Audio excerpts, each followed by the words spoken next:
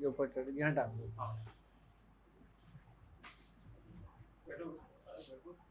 आज एक साहब आए थे, तो वो सरकार गौस पाक की औलादों से, तो अपने खानवादे की बाकायदा एक किताब देकर गए। सुल्तानुल औलिया है और ये बशारुल खैरात है, ये किताब है। ये बाकायदा से तोहफा देने आए थे और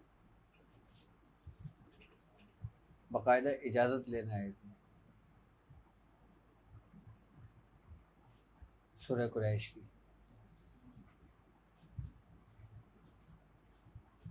तो इस वक्त अल्हम्दुलिल्लाह हमारे सूरह कुरैश की जो इजाज़तें हैं वो हिंदुस्तान और पाकिस्तान और दुनिया भर में कई खानवादों के अंदर पढ़ी जा रही है, कई सलासिल के अंदर पढ़ी जा रही है।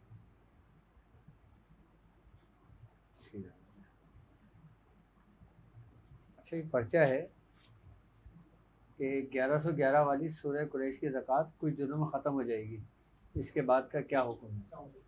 तुम्हारा है ये ना? अच्छा, जिन लोगों की 1111 की जो ज़कात अदा कर रहे हैं सूरह कुरैश की, जब वो मुकम्मल हो जाएगी तो 40 दिन मुकम्मल करने के बाद उन्होंने चाँद की 28-29 तारीख तक पढ़ना है। चाँद की 29 तारीख तक, नहीं चाँदनी, इसी चाँद की 29 तारीख तक। आज 11 तारीख हो गई ना, चाँद की 29 तारीख तक पढ़ना है।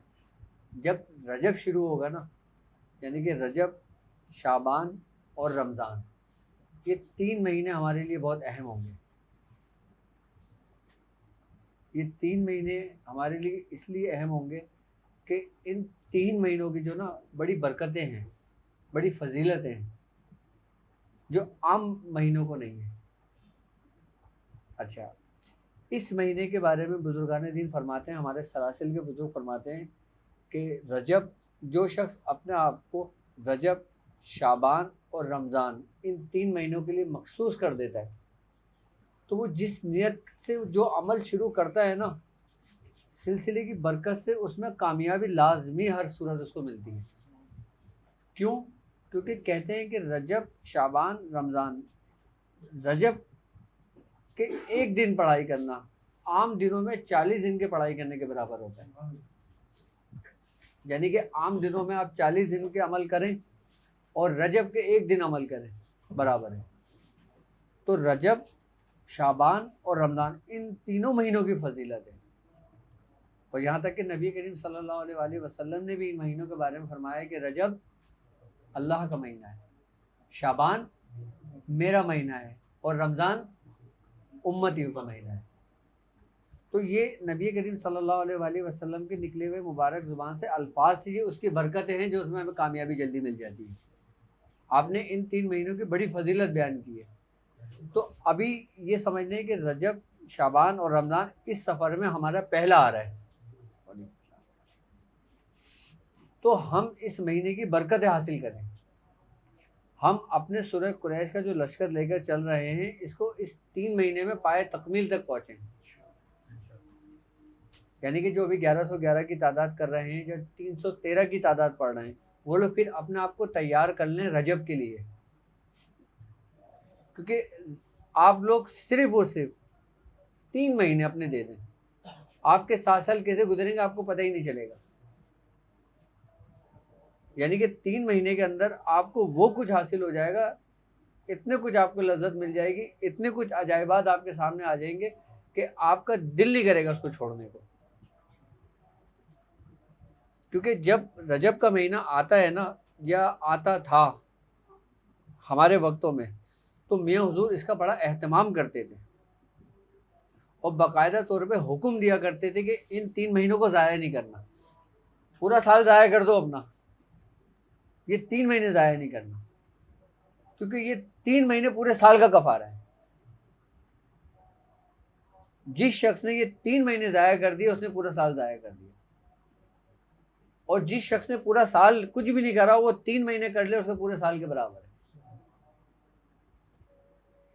रजब की, शाबान की और रमज़ान की बहुत अहमियत है, ख़ासकर सलासिल के अंदर। तो अब रजब का महीना शुरू होगा तो उसमें बाकायदा तौर पे उसमें फिर कोई गुंजाइश नहीं होगी। अभी तो गुंजाइश है ना कि कुछ लोग कहते हैं कि हम चाय पी लें दूध की, क्या जलाले अमल में चाय पी सकते हैं? चलो अभी पी लें। लेकिन रजब आप 3 महीने के लिए अपने आप को मखसूस नहीं कर सकते क्या? 3 महीने के लिए अपनी ख्वाहिशात को नहीं तर्क कर सकते क्या? 3 महीने के अपने आप को बाउंड नहीं कर सकते क्या? किसके लिए? उस रब के लिए कि जिसका तुम्हारा हक है तुम पर। तुम जैसा हक है वैसी तो इबादत नहीं कर सकते, लेकिन कम से कम उसके हुक्म की तकमील तो कर सकते हैं हम। देखो, तुमको सौहत तक कुछ नहीं मिलता जब तक तुम खुद कोशिश नहीं करते। क्यों? क्योंकि लईसा लिल इंसान इल्ला मासा, के इंसान को वही कुछ मिलता है जिसकी वो सही करता है, जिसकी वो कोशिश करता है। अच्छा, एक बात याद रखिएगा कि सबक तो हमें दे दिया जाता है कि हमने सूरह मुज़म्मिल पढ़नी है, या हमने सूरह कुरैश पढ़नी है, या हमने सूरह इखलास पढ़नी है, या हमें नादेरी पढ़नी है, या कोई भी सलासिल का शख्स किसी भी खानवादे का कोई भी अमल कर रहा हो, ठीक है, उसको एक टारगेट दे दिया जाता है कि उसने वो टारगेट अचीव करना है। कि जैसे किसी को सूरह कुरैश का दिया गया है कि उसने 1111 मरतबा पढ़ना है। अब उसका फोकस ये नहीं कि उसने 1111 की तादाद को पूरा करना है, उसका टारगेट ये नहीं होना चाहिए। उसका टारगेट ये होना चाहिए कि मुझे एक दिन पढ़ने से अपने अंदर क्या तब्दीलियां महसूस हुई।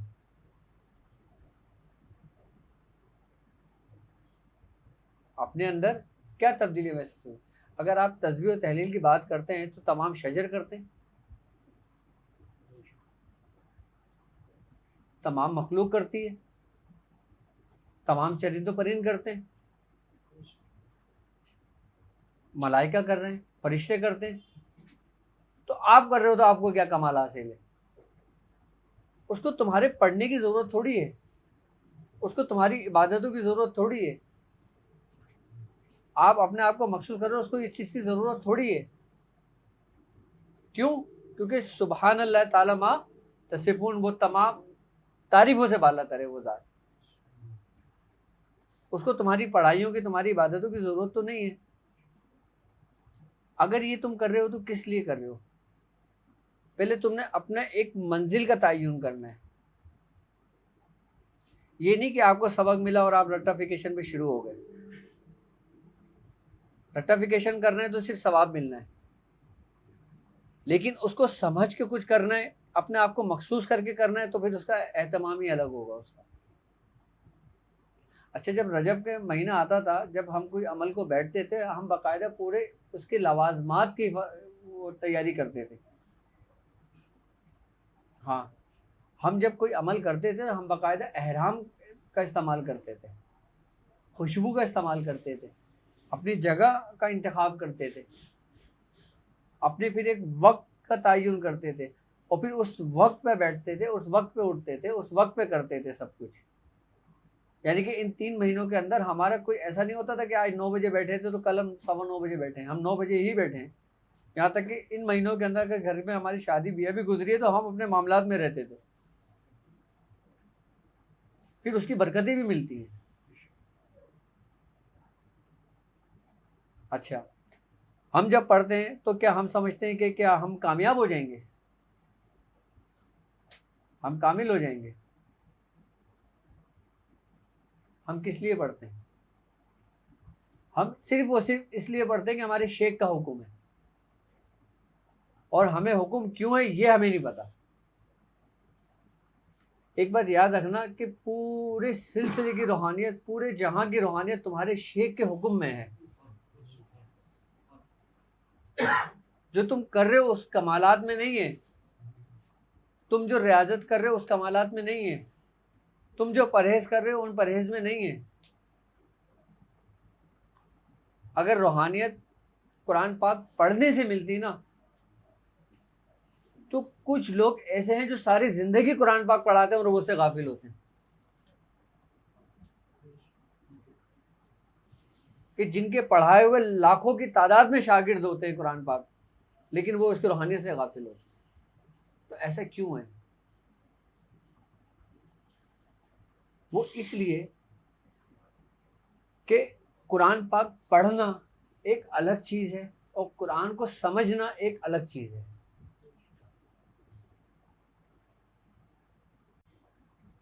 समझा किसने?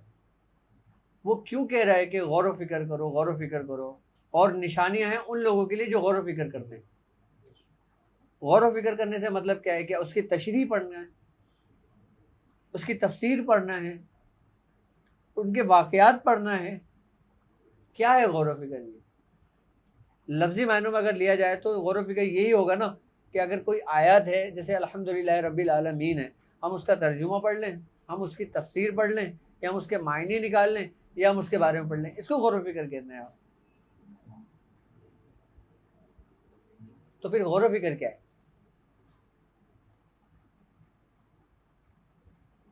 गौर व फिक्र जो है ना, ये समझ लें कि जब तुम्हारा शेख जब तुम्हें कोई चीज़ तालीम करता है, और जब वो तुम्हें कोई चीज़ तालीम करता है तो सबसे पहले तो तुम्हारी इस्लाह करता है।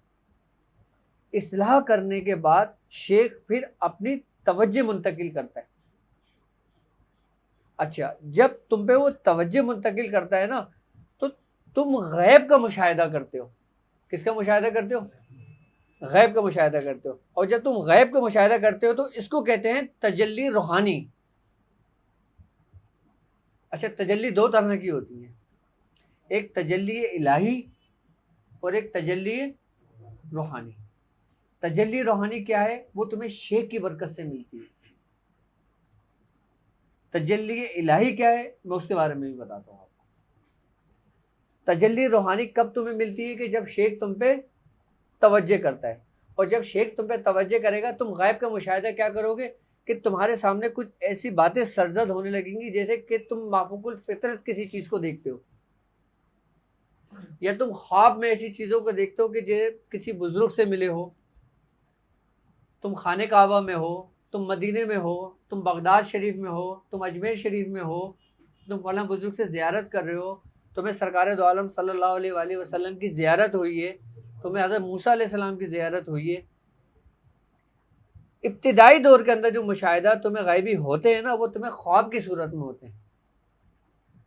लेकिन जो जो आपका सिलसिला आगे बढ़ता रहता है और आप अपने रास्ते पर कायम होते हैं और इस्तकामत आपको मिलती है, तो फिर यही मुशाहिदा ख्वाब से निकल कर आपके मुराकिब होने के अंदर आ जाती है कैफियत। फिर इंसान आँख बंद करके वो मुशाहिदा देखता है। अच्छा, एक होता है इंसान देखता है और एक होता है उसको दिखाया जाता है। जब शेख तवज्जो करता है ना, अच्छा शेख तवज्जो कब करेगा? कि जब उस आप हालत इस्तगराक में होगे, यानी कि तुम अपने उस मामलात में, उस सबक में जो तुम्हें दिया जाएगा, कि तुम उसमें बिल्कुल गर्क हो चुके होगे,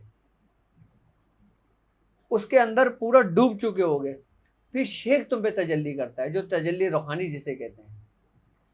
जब वो तुम पे तजल्ली रूहानी करेगा तो तुम्हारे अंदर कुछ कैफियतें पैदा होंगी। अब जैसे मिसाल के तौर पे एक शख्स है, उसको सरकार दो आलम सल्लल्लाहु अलैहि वसल्लम की ज़ियारत हुई है। अब एक शख्स है, उसको हज़रत मूसा अलैहिस्सलाम की ज़ियारत हुई है। अब एक शख्स है, उसको उस पढ़ाई के अंदर एक सुरूर, एक लज्जत आने मिली है।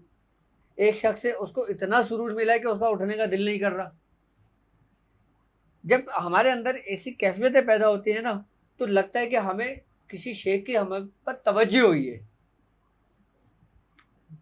आई बात समझ में? अच्छा, फिर इंसान के साथ कैफियतें ऐसी होती हैं, फिर उसको अपने इर्द गिर्द, अपने साथ जो ना कुछ महसूसात होने लगते हैं। ये चिल्ले के दौरान की बात कर रहा हूँ मैं आपसे वो बात कर रहा हूँ जो प्रैक्टिकली बात है। ये वो बातें नहीं जो किताबों में लिखी हुई है। मैं अपने बुजुर्गों के तजर्बात आपसे शेयर कर रहा हूँ। जब आप पढ़ाई पे बैठेंगे, जब तजल्ली रूहानी आपको जब आपको अता होती है ना, तो आपके अंदर एक ऐसी कैफियत पैदा होती है कि आपको अपने इर्द गिर्द कुछ महसूसात होने लगते हैं। अच्छा, ये इब्तिदाई हालत में आपको ऐसा फील होता है कि जैसे आपके साथ कोई है। अच्छा, कोई होता भी है। आई बात समझ में? उसमें जिन्नात होते हैं, आई बात समझ। और कोई काम हम जब पढ़ रहे होते हैं ना, तो उसके जो नूरी मवक्किलान होते हैं ना, फिर उनकी भी आमदें होती हैं। फिर ऐसा होता है कि उन बुजुर्गों की निस्बत, जिनकी बुजुर्ग की इजाज़त से जो चीज़ अमल इंसान करता है, फिर उसकी बरकत और उसकी उससे उन बुजुर्गों की जो साहिब दावत रहे हैं, जैसे हमारे सलासिल के अंदर शेख शहाबुद्दीन सोहरावर्दी, सूरह कुरैश की दावत आपने दी थी सबसे बड़ी। जब इंसान पढ़ रहा होता है ना, तो उनकी रूहानियत से भी उसको इस्तिफादा हासिल हो रहा होता है। क्यों? क्योंकि इजाज़त तो वहीं से आई है ना। फिर बाकायदा तौर पे उन बुजुर्गों की रूहानियत की भी आमद होती है, फिर वो उसकी तरबियत करवाती है। अब एक शख्स को इजाज़त हुई, उसके शेख का विसाल हो गया, लेकिन उसको इजाज़त थी, उसको शेख ने उसका तरीक़ेकार समझाया था, वो अपना अमल कर रहा है, लेकिन उसके बीच में शेख का विसाल हो जाता है, तो उस दौरान वो क्या करेगा?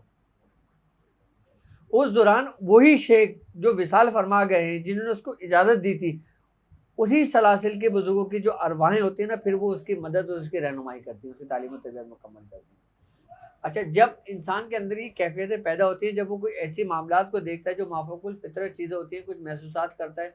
अच्छा, ये इसकी इब्तिदाई दौर में होता है। उसके बाद फिर बाकायदा तौर पे एक तरीक़ेकार होता है कि उसको बाकायदा तौर पे आवाज़ आती है, और फिर आवाज़ें आने के बाद बाकायदा तौर पे वो जो रूहानियत होती है ना, फिर वो पूरी एक सूरत इख्तियार कर जाती है, कि जिसको हम कहते हैं कि भाई हमने फ़लाँ चीज़ को हाजिर कर लिया, या फ़लाँ जिन्नात को हमने हाजिर कर लिया, या फ़लाँ फ़लाँ चीज़ को हमने हाजिर कर लिया। फिर वो बाकायदा तौर पे रूबरू होती है। ये चिल्ले के दौरान की बात बता रहा हूँ मैं आपको। अच्छा, जो लोग अपने आप को संभाल लेते हैं, यानी कि जो मामलात वो देख रहे होते हैं वो उसको अपने हद तक रखते हैं और उसके ऊपर इतनी तवज्जो नहीं करते, लोगों के साथ हुस्न अखलाक से पेश आते हैं, लोगों की मदद करते हैं, तो वो दिन ब दिन तरक्की करते जाते हैं। और जब ऐसा नहीं होता कि लोगों के अंदर एक गुरूर, एक तकब्बुर पैदा हो जाता है, तो फिर उसको वहीं ठहरा दिया जाता है। आपको अगर मैं कुछ क़ुव्वत, कोई ताकत दे दूँ, यकीनन ऑटोमेटिक आपके दिमाग के अंदर एक गुरूर, एक तकब्बुर पैदा हो जाएगा। या 10 20 40 50 लोग आपके हाथ पैर चूमना शुरू कर दें, आपके अंदर एक गुरूर, एक तकब्बुर पैदा होने शुरू हो जाएगा। ये इंसानी फितरत है ये। और यही जो गुरूर और जो तकब्बुर होता है ना, यही इंसान को ले डूबता है। तजल्ली इलाही फ़ौरन नहीं होती, पहले क्या होती है? तजल्ली रूहानी, जो शेख की तवज्जो होती है। क्यों बुजुर्गान दीन फरमाते हैं कि जिसका कोई पीर नहीं, उसका पीर शैतान है। क्यों? क्योंकि शैतान भी अपनी तवज्जो करता है।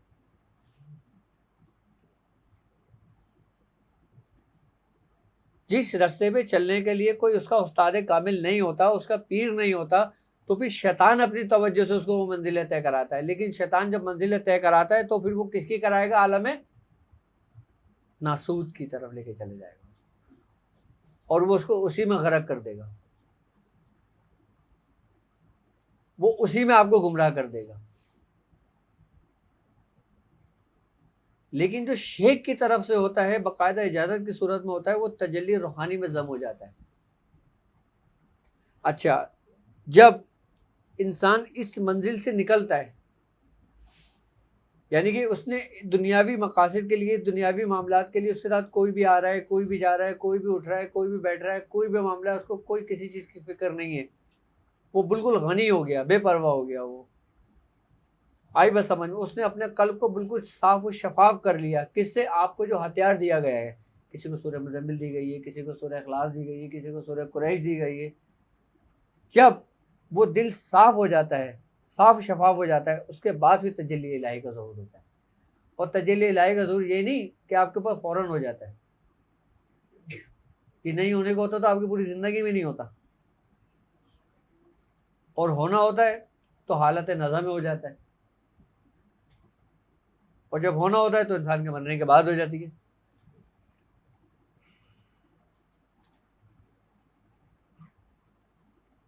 भाई, उसकी तजल्ली तुम्हारा कल बर्दाश्त कर सकता है?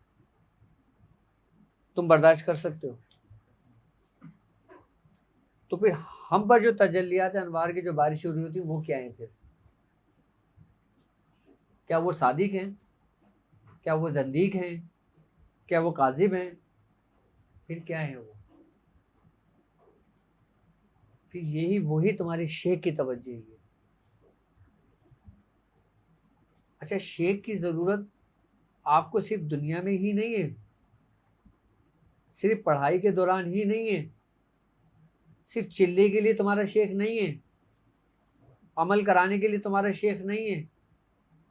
शेख का काम ये नहीं है।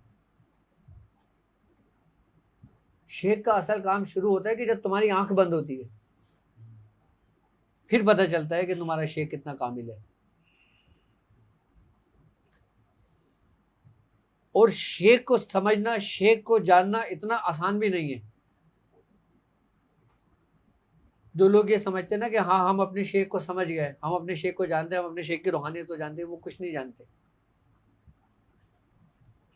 यहाँ तक कि हज़रत शेख शरफुद्दीन याहिया मुनीरी रहमतुल्लाह अलैह आप अपने मकतूबात सदी के अंदर लिखते हैं कि बरोज़ महशर अल्लाह रब्बुल इज़्ज़त हज़रत अवैस करनी रज़ी अल्लाह ताला अन्हु की सूरत में 70,000 मलाइकों को पैदा कर फरमाएगा। किसकी सूरत में? हज़रत अवैस करनी रज़ी अल्लाह ताला अन्हु की सूरत में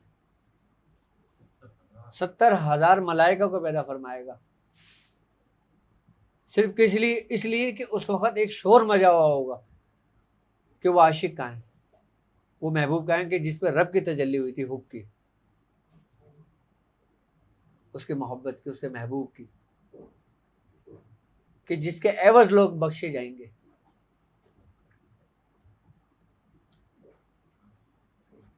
तो आप फरमाते हैं कि शेख को समझना इतना आसान नहीं होता। बस जिसको पिया जाए। अच्छा, मज़े की बात है ये है कि हमने जो ना अपने शेख को बकदरे ज़रूरत समझा है, हमने उसकी ख्वाहिश नहीं की। जबकि अगर हकीकतन देखा जाए तो हमें उसकी ख्वाहिश होना चाहिए, बकदरे ज़रूरत नहीं होना चाहिए। बकदरे ज़रूरत क्या है कि अगर किसी अमल की इजाज़त लेना है तो इजाज़त ली और चल दिए, 40 दिन के बाद आ रहे हैं। ख्वाहिश ये होती है कि इंसान हर लम्हे उसके इस्तगराक में रहे, उसके सुरूर में रहे। यहाँ तक कि बुजुर्गान दीन फरमाते हैं कि अक्सर व बेशतर अक्सर तादाद के अंदर लोग सिर्फ वो सिर्फ इस वजह से बख्शे जाएंगे कि फलां शख्स फलां बुजुर्ग की महफिल में बैठा था खाली। बड़े बुजुर्ग फरमाते हैं कि इसलिए बख्शे जाएंगे कि इसने उस वली कराम के हाथ को बोसा दिया था कि अल्लाह ताला उसको बख्श देगा इस बात पे खाली।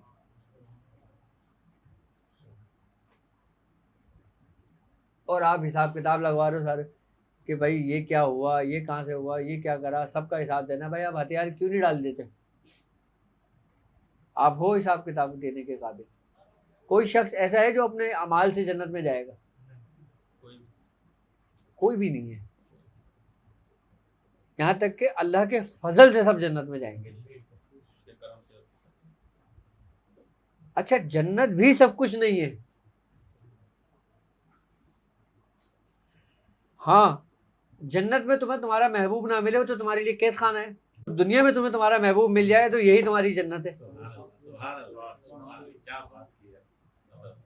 तो यही तुम्हारी जन्नत है। तुम इसी को क्यों नहीं जन्नत बनाते हो? नबी करीम सल्लल्लाहु अलैहि वसल्लम की हदीस है, आपने फरमाया जो शख्स दुनिया में जिससे मोहब्बत रखेगा बरोज़े महशर उसका हिसाब किताब उन्हीं लोगों के साथ होगा। अब देख लो आप किससे मोहब्बत करते हो। मैं कहता हूँ आप कुछ भी ना करें, सिर्फ मोहब्बत रखें। अगर मोहब्बत भी नहीं कर सकते तो आप औलिया कराम के नाम याद कर लें कि लोग बाकायदा तौर पे उन वलियों के नाम याद रखने की वजह से भी बख्श दिए जाएंगे। क्यों? क्या वजह है उसकी? कुरान कहता है ना कि फास्कुरनी अस्कर को, कि तुम मेरा जिक्र करो मैं तुम्हारा जिक्र करूँगा। अब आप जिस वली का नाम लेंगे उसने सारी जिंदगी करा क्या था? अगर आप उसका नाम ले रहे हो तो आपके दिल में किसने डाला है? तो वो तुमको कैसे याद कर रहा है? और वो तुमको हमेशा के लिए याद कर रहा है, लेकिन तुम पहले उसका जिक्र तो करो। उसने तुम्हें कुलियत दे दिया ना कि तुम मेरा जिक्र करो, मैं वो हमारा जिक्र कैसे करेगा? वो हमारा जिक्र ऐसे करेगा कि लोगों में तुम्हारी मोहब्बतें डाल देगा दिलों में। आज हक फरीद या फरीद, हक फरीद या फरीद, आज तक सदाएं चल रही हैं। आपको गुजरे हुए कितना अरसा हो गया?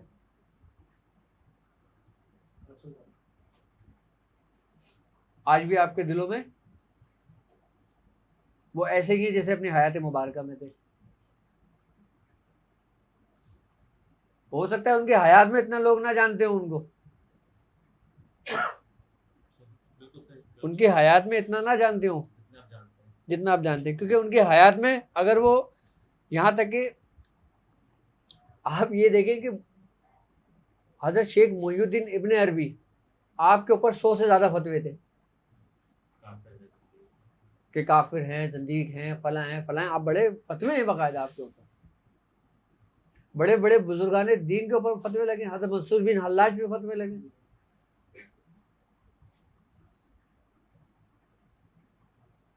तो फिर वो क्या था? वली की जिंदगी में उसको इतना लोग नहीं जानते जितना उसको उसके बाद उसको जानते। क्यों?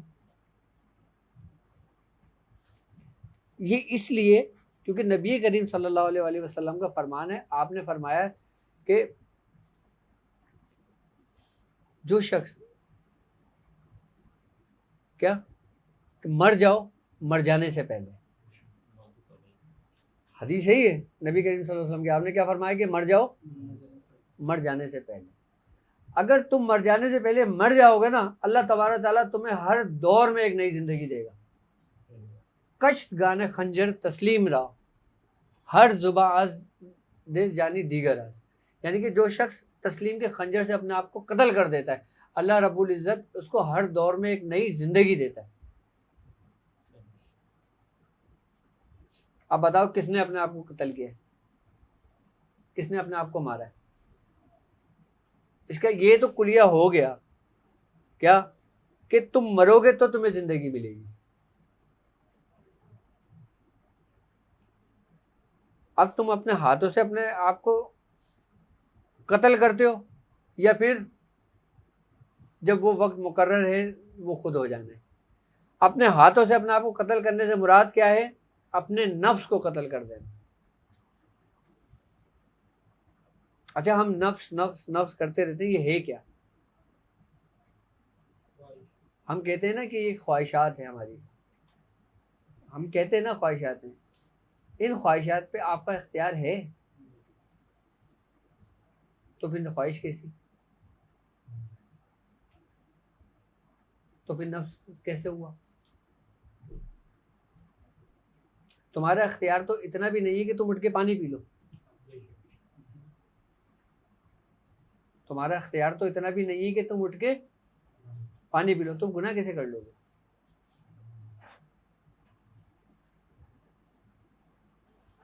तुम्हारा इख्तियार तो इतना भी नहीं है कि तुम खाना खा लो, तो फिर उसकी इबादत कैसे कर लोगे?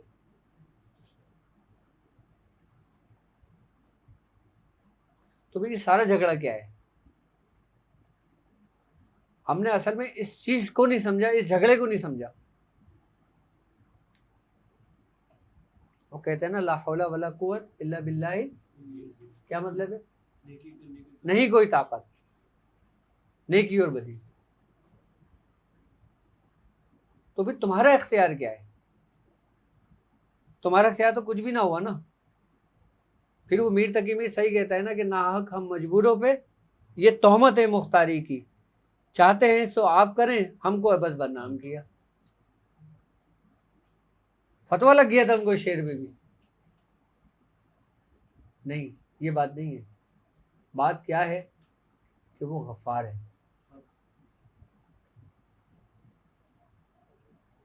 आपने गुनाह किया, उसने माफ़ किया, तो वो क्या है? वो गफूर भी है, वो गयूर भी है वो।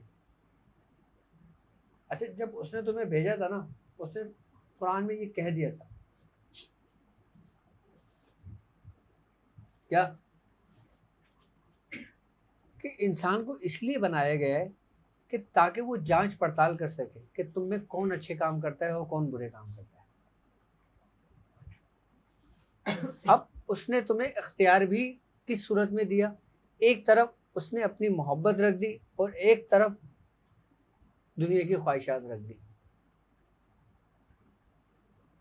अच्छा, जो उसने मोहब्बत रखी है ना, उस पर तुम्हें उसने कुलियतन इख्तियार दे दिया, लेकिन जो ख्वाहिशात है ना, उस पर तुम्हें इख्तियार नहीं दिया, उस पर तुमने खुद करना है जो करना है। वो कहते हैं ना कि तुम एक कदम मेरी तरफ आओ, मैं तुम्हारी तरफ 2 कदम बढ़ूंगा।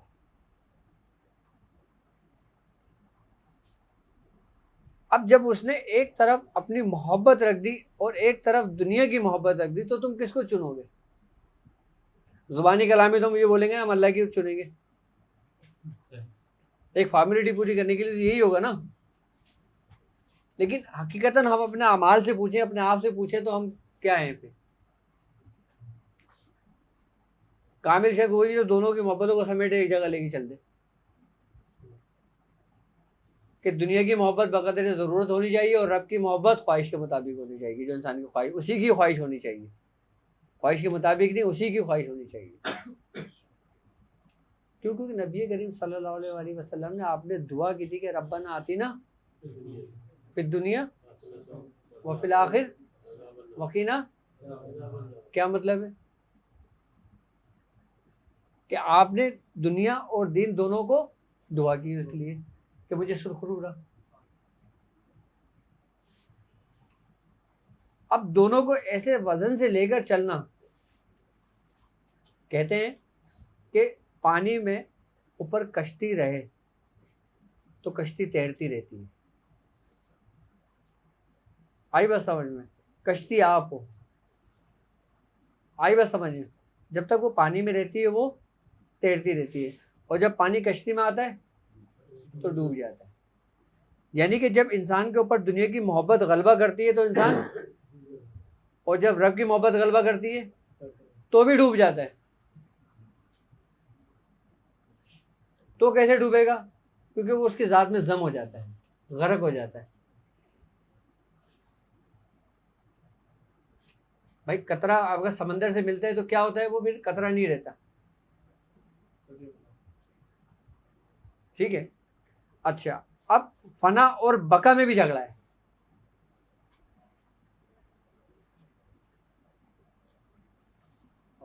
फना और बका का क्या झगड़ा है? फना और बका का ये झगड़ा है ना कि अल्लाह तबारक ताला कुरान में कहता है ना कि कुल्लु मन अलैया फ़ान व यबका रब्बी का वल जुल जलाल वल इकराम, कि हर एक चीज़ ने फना हो जाना है, सिवा क्या रहेगी? रब की ज़ात। अब हर चीज़ से फना होने से मुराद क्या है? कि हर चीज़ ने ख़त्म हो जाना है, अपनी हस्ती को मिट जाना है, हर चीज़ ने फना हो जाना है, ख़त्म हो जाना है। लेकिन जो औलिया कराम थे, जो सिद्दीकीन है, जो अंबिया कराम है, जो औलिया कराम है, उस वक़्त वो क्या होंगे? जिस तरीके से मैंने बताया अभी कि वो उसमें गर्क हो जाते हैं, यानी कि छोटे छोटे ज़र्रे हैं मकनातीस के और एक बड़ा लोहे का पीस है, तो सब ज़र्रे क्या करेंगे? सब चिपक जाएंगे और फिर हर चीज़ ने फना हो जाना है। हर चीज़ अपने असल की जानिब लौटेगी ना, और जब असल की जानिब लौटेगी तो फिर बाकी तो कुछ भी नहीं बचा, फिर तो फना ही हो जाए तो बेहतर है। ख़त्म हो जाना है फिर सब ने, हर चीज़ ने मिट जाना है, क्योंकि तुम्हारे अंदर तुम्हारे रब की सिफ़ात मौजूद है ना। अब जब वो सिफ़ात तुम्हारे अंदर जाग जाती है, जब वो सिफ़ात तुम्हारे अंदर एक तजल्ली की सूरत इख्तियार कर जाती है, तो वो अपने असल की जानिब जाएगी या नहीं? जब वो अपने असल की जानिब जाएगी तो तुम्हें लेके जाएगी, तुम्हें छोड़ के चली जाएगी। तो जो शेख की जो तवज्जो है ना, ये वो तजल्ली नूर रूहानी है जो तुम्हें तुम्हारे रब से जम कर देगी। शेख की ज़रूरत कितनी है और किस कदर है।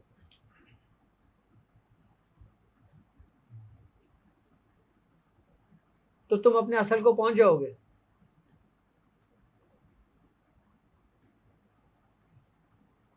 कामिल हो तो तुम कहीं भी गुमराह नहीं हो सकते। और अगर तुम्हारे कदम जरा भी डगमगाएं तो तुम्हें कौन संभालता है। क्यों नबी करीम सल्लल्लाहु अलैहि वसल्लम ने फरमाया था, आपने फरमाया कि किसी भी रास्ते पे चलो उससे पहले उसका रफ़ीक तलाश कर लो। सुम्मा रफ़ीक अला तरीक, कि कोई भी रास्ता अख्तियार करने से पहले उसके रफ़ीक को तलाश कर लो।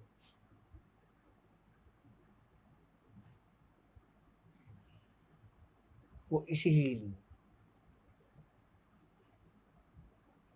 ये शेख ही है जो तुमको तुम्हारे कमालात को पहुंचाता है।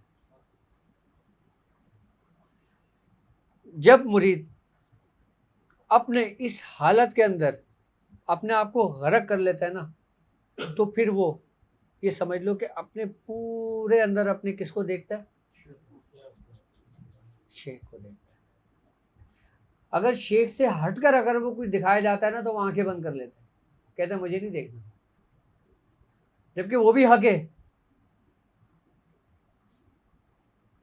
जबकि वो भी हक है।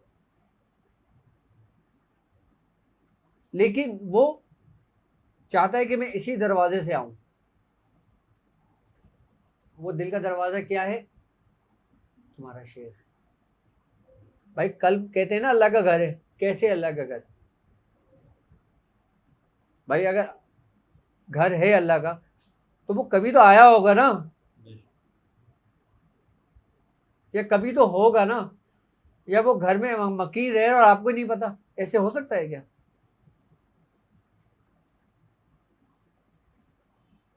नहीं हो सकता ना। तो उसका दरवाज़ा क्या है, उसका दरवाज़ा शेख है। क्यों, क्योंकि अल्लाह रब्बुल इज़्ज़त कुरान में कह रहा है कि और अपने घरों में दरवाज़ों से दाखिल हुआ करो। अब ज़ाहिरी तफसीर इसके बयान करोगे क्या है दुनियावी मामलात में, अगर लेकिन उसकी बाती तफसीर बयान करोगे क्या है।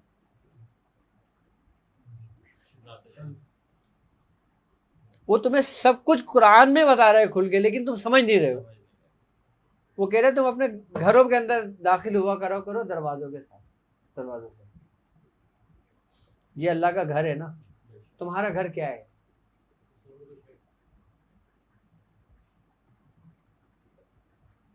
और जिस दरवाजे से तुम उस घर के अंदर दाखिल होगे ना, फिर तुम देखना कि कैसी रोशनी होती है घर के अंदर।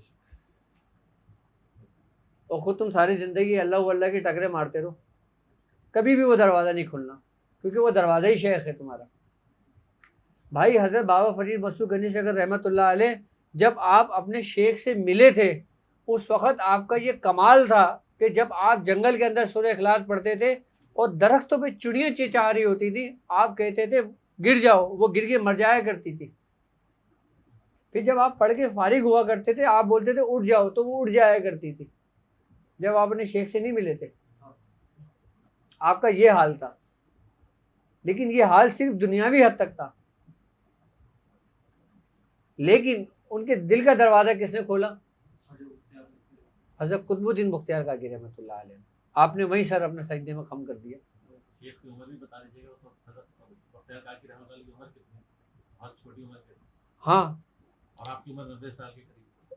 नहीं, बाबा फरीद मसूद गंजी शकर की उम्र ज़्यादा थी उनसे। नहीं, मैं आपको बताऊँ। हाँ ज़रूर बताइए।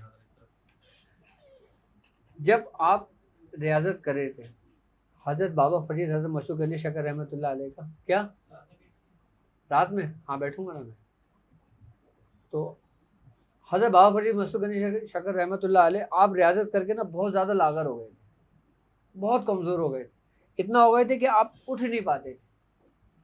जब ख्वाजा खाजगान ख्वाजा मोइनुद्दीन चिश्ती रहमतुल्लाह अलैह आप दिल्ली तशरीफ़ लेकर आए, किसके पास, हज़रत कुतुबुद्दीन बख्तियार काकी रहमतुल्लाह अलैह के पास, और आपसे फरमाया कि कहाँ है वो शहबाज जिसको तूने कैद किया है, कहाँ है वो शहबाज जिसको तूने कैद किया है। आपने कहा हुजूर तशरीफ ले चलिए। आप अपने उनको हुजरे में लेके जाते हैं, आप दरवाज़ा खटखटा के बोलते हैं फरीद देखो तुमसे मिलने कौन आया है। आपने फरमाया कौन आया है, आपने फरमाया हिंदुल वली हैं। आप अदब में खड़े होने की कोशिश करें, आपके खड़ा नहीं हुआ जा रहा था, आप इतने कमज़ोर लाकर हो गए। तो आपने खड़े हुए, आपने कहा कदम बोसी करो, तो आपने अपने शेख के कदमों में गिर गए थे आप। किसके? कुतुबुद्दीन बख्तियार काकी के। तो आपने फरमाया नहीं नहीं मेरे शेख के कदमों में जाओ। तो आपने उठा के फिर उनको उनके कदमों में रखा। अपने शेख के कदमों में क्यों गए? वहाँ देख रहे थे, क्योंकि उनको सिर्फ वही नजर आ रहे थे। वहाँ देख रहे थे हम। वो दो नहीं आए थे, वो एक ही उनको एक ही था, वो वहाँ देख रहे थे हम। वो वहां देख रहे थे। वो इतना जम हो गए थे अपने उसमें।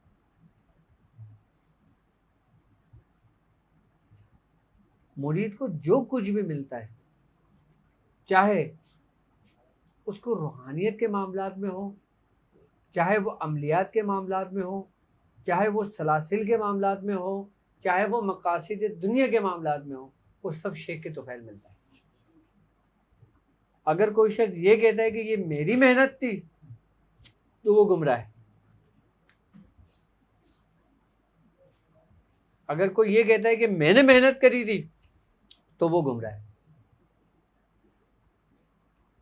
और अगर वो ये हथियार डाल के ये कहते कि सब कुछ मेरी शेख की वजह से था तो वो कामयाब हो गया।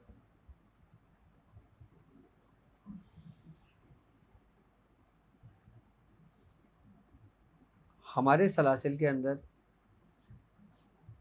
खानदान मदारिया में हज़रत बाबा जलाल और हज़रत ख्वाजा मंजूर हुसैन शाह साहब, मंजूर हुसैन शाह साहब हमारे दादा हैं और वो हमारे चचा पीर हैं, यानी कि मियाँ हुजूर के चचा पीर।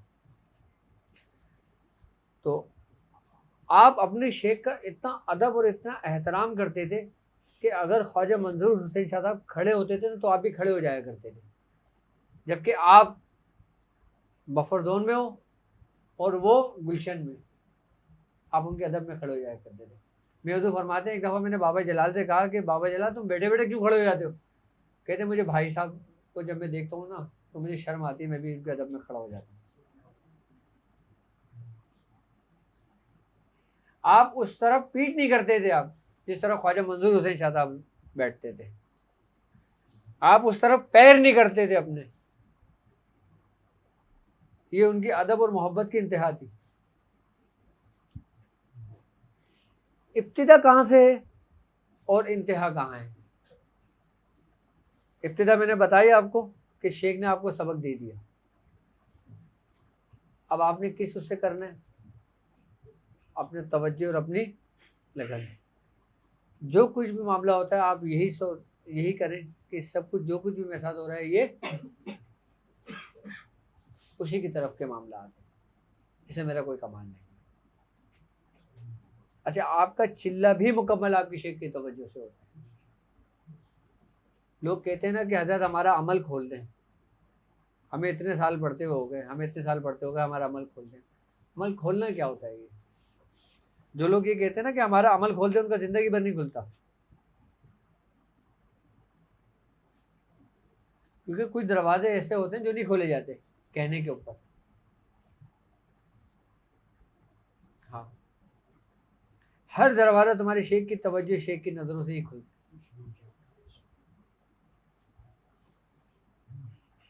लेकिन बशर्त ये कि तुम उसके कहने पे चलो तो सही। अच्छा, अब हम सूरह कुरैश का अमल कर रहे हैं, अब हमें पता कैसे चलेगा कि हम कामयाबी की तरफ जा रहे हैं?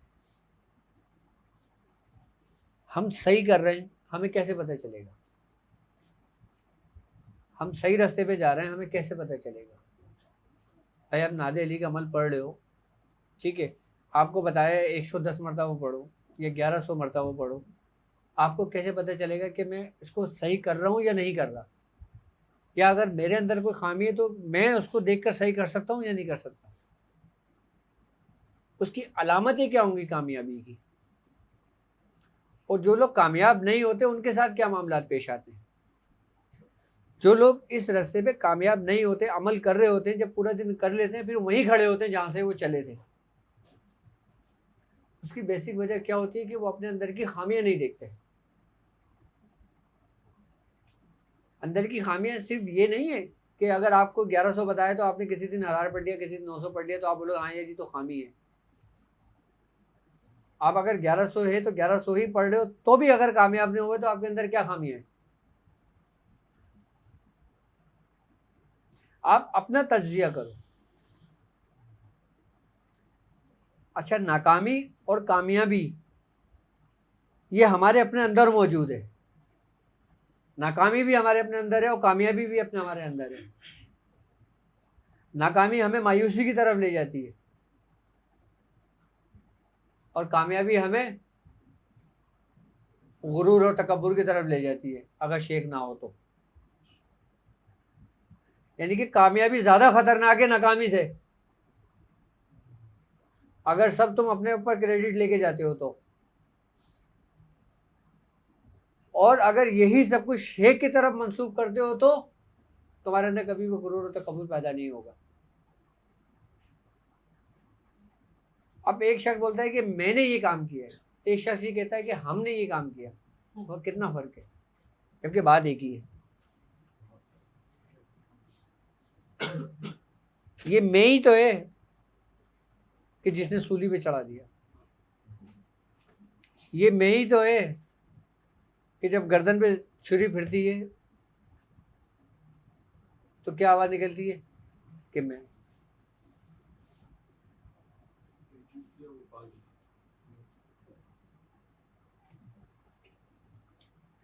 तो हमारे अंदर वो क्या खामी है हमारे? अच्छा, हम अगर कामयाब नहीं होते तो हम अपनी बातनी खामियों की वजह से नहीं होते। बातनी खामियां क्या है हमारे अंदर? जैसे हसद हो गई, गुरूर और तकब्बुर हो गया, किसी के लिए बुग़्ज़ हो गया। ये ऐसी बीमारियां हैं रूहानी कि जो इंसान के वजूद को, इंसान की रूहानियत को दीमक की तरह खा जाती हैं, जैसे दीमक लकड़ियों को खा जाती है, इंसान की रूहानियत को तबाह और बर्बाद कर देती है। एक शख्स वो जिसने करा वो कामयाब हो गया, मैं उसकी बात कर रहा हूँ, फिर ये बीमारियां जन्म लेती हैं।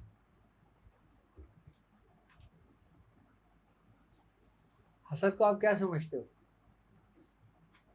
बाज़ औक़ात हम हसद कर रहे होते हैं लेकिन हमें नहीं पता होता था कि हम हसद कर रहे हैं। हसद किसे कहते हैं? कि जो नेमत इनको मिली है वो मुझे नहीं मिली, जो मकाम इनको मिला है वो मुझे नहीं मिला, तो मेरे अंदर जो कैफियत पैदा होगी उसका क्या नाम है?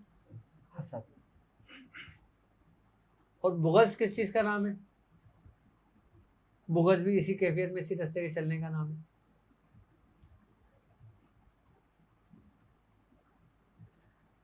सबसे पहले हमें अपने अंदर से इन बीमारियों को जड़ से उखाड़ के फेंकना है, चाहे वो हमारे रिश्तेदारों के लिए हों, हमारे दोस्त अहबाब के लिए हों, हमारे पड़ोसी के लिए हों, हमारे साथ चलने वाले लोगों के लिए हों, या हमारे उस्तादों के लिए हों, या हमारे किसी भी मामलात के लिए हों। जब तक आप ये सारे पौधे जड़ से नहीं काटते, रूहानियत का पौधा आपके अंदर से नहीं उगता। चाहे आप कितने बीज डालते रहें वो ख़राब होते रहेंगे।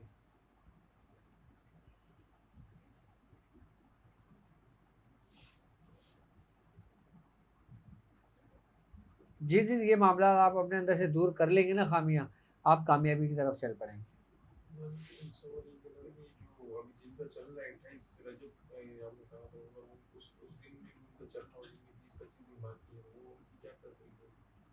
देखो, अब अगर किसी शख्स कोई 1111 का अमल कर रहा है, ठीक है, वो उसका 2 दिन बाद मुकम्मल हो जाता है, वो उसको बढ़ा दे टाइम, उसको चांद की 29 तारीख तक ले जाए, उसको 29 तारीख तक जिनका मुकम्मल होता है वो 29 तारीख तक मुकम्मल कर ले और पहली के लिए अपने आप को तैयार कर ले। पहली में जो सबक होगा ना वो इससे बिल्कुल हट कर होगा सूरह कुरैश का ही, लेकिन ये ख़ास तरतीब के साथ होगा। अभी 70 मरतबा पढ़वाने का मकसद, 313 मरतबा पढ़वाने का मकसद, 1111 मरतबा पढ़वाने का मकसद आपकी जान पहचान और आपकी सिर्फ रजिस्ट्रेशन करानी थी कि किन किन लोगों की रजिस्ट्री हो गई। भाई कहीं एडमिशन लेते हो आप तो पहले एंट्री टेस्ट देते हो ना, उसमें पता चलता है कि किस किस के नाम आए, उसके बाद फिर आगे शुरू होते हैं क्लासेस। हमारी क्लासेस तो भी शुरू होना है, अभी तो सिर्फ मैं तैयार कर रहा हूँ और जब लोग तैयार हो जाएंगे ना फिर क्लासेस का आगाज़ करेंगे हम। मैं सही बता रहा हूँ आपको। मज़ा उस वक्त आता है कि जब चलने वालों को कुछ नज़र आ रहा हो।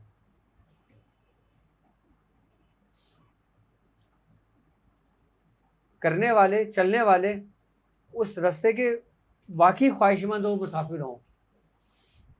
ये नहीं कि 50 बैठे हुए, 50 सुन रहे हैं, 40 घर जाके भूल गए, 10 ने याद रखा हुआ, 5 पढ़ रहे हैं और 3 आगे बोल रहे हैं कि हमने कर लिया।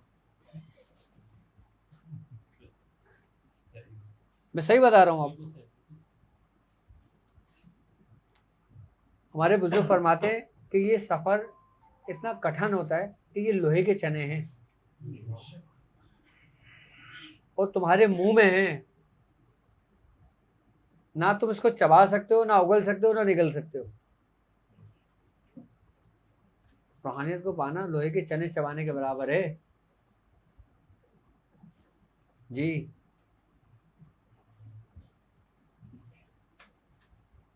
तो फिर इसमें कामयाब कौन शख्स होगा? कौन शख्स कामयाब होगा? मैं बताता हूँ। फिरौन जिस पैमाने में शराब पीता था ना, वो उसका पैमाना गुम हो गया। अब उसने अपने दरबार में ये ऐलान करवा दिया कि जो मेरा पैमाना ढूंढ के लाएगा ना, मैं उसको आज़ाद कर दूंगा। दरबार में शोर मच जाता है। अब सारे दरबारी जो ना ढूंढने लगते हैं। अब यही मनादी जो ना बाहर ऐलान करवा दी जाती है।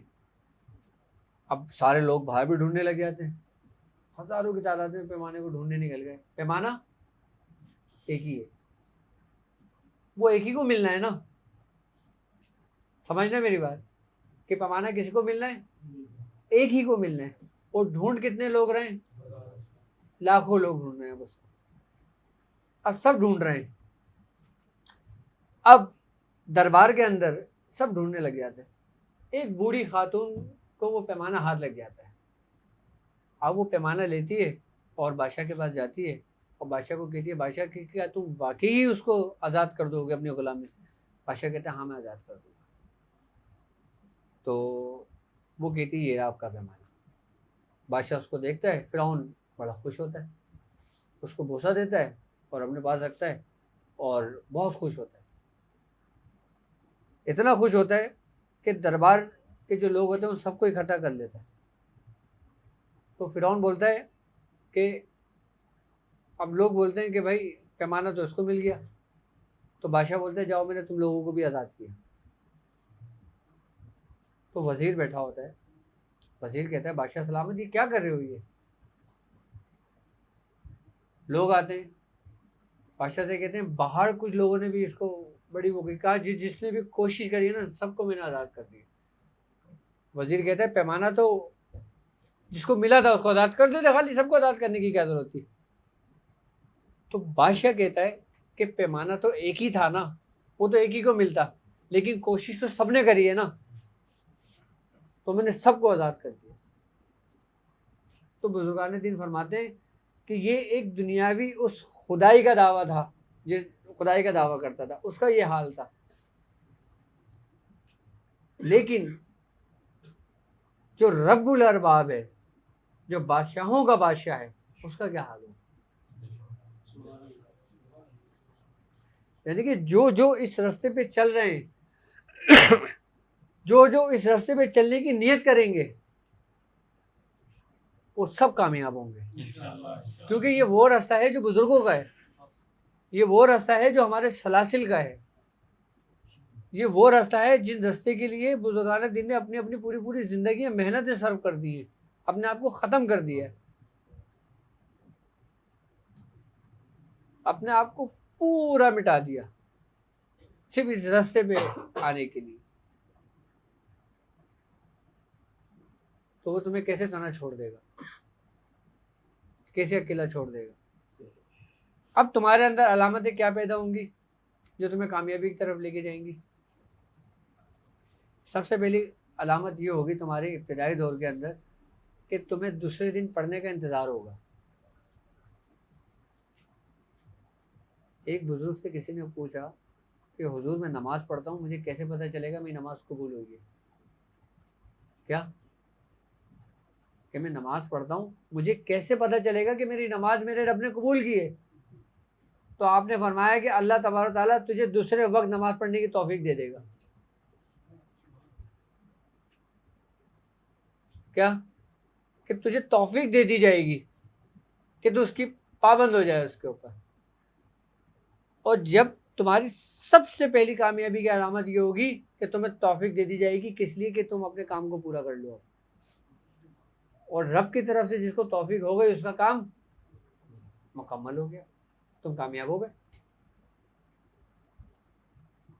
ये इसकी सबसे बड़ी अलामत है।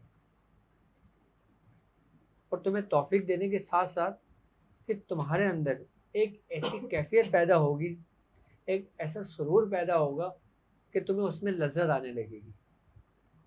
यानी कि एक तो वो वक्त है कि जब आप उसका एहतमाम करके पढ़ रहे हो, मैं उस वक्त से हट के अलग बात कर रहा हूँ। आप पढ़ाई तो रात में करते हो ना, दिन भर क्या करते हो, दोपहर में क्या करोगे, शाम में क्या करोगे, रात के पहले पहर में क्या करोगे। अच्छा, पढ़ाई करने से मतलब ये नहीं है कि अगर 1111 मरतबा आपको पढ़ने को दे दिया तो फिर आप अगर 11 बजे बैठने तो 11 बजे बैठ के 11 बजे पढ़ के 12 बजे तक पढ़ के ख़त्म करना है, उसके बाद भूल जाना है। क्या उसके बाद ऐसा भी नहीं करना। तौफीक तुम्हें ये होगी कि तुम जब तुम्हें याद आएगा कि तुम उसको अपनी ज़ुबान से पढ़ लोगे, चाहे अपना काम कर रहे हो, चाहे दिन में हो, किसी भी चीज़ में हो, तुम उसमें रहने शुरू हो जाओगे। जब तुम अपने अंदर ये कैफियत देखो, अपनी फीलिंग देखो, तो तुम समझ लेना कि तुम कामयाबी की तरफ चल पड़े। ये तुम्हारी कामयाबी की अलामत है। तुम एक चीज़ में कामयाब हो गए ना, 9 दरवाजे तुम्हारे लिए हमेशा के लिए खोल दिए जाएंगे। सिर्फ पहला दरवाज़ा खोलना तुम्हारा काम है। सिर्फ एक दरवाज़ा आपने खोलना है, 9 दरवाजे तुम्हारे खुले हुए हैं, वो बंद नहीं है। सिर्फ एक दरवाज़ा तुमने खोलना है बस। और ये वो पहला ही दरवाज़ा है जिस पे अभी सब दस्तक दे रहे हैं। और दरवाज़ा अंदर से खुलता है। अंदर से कब खुलता है कि जब देखते हैं ना कि दरवाजे पे इस कदर शोर हो गया कि अगर इसको ना खोला जाए तो ये टूटने का डर होगा, तो उसको खोल दिया जाता है।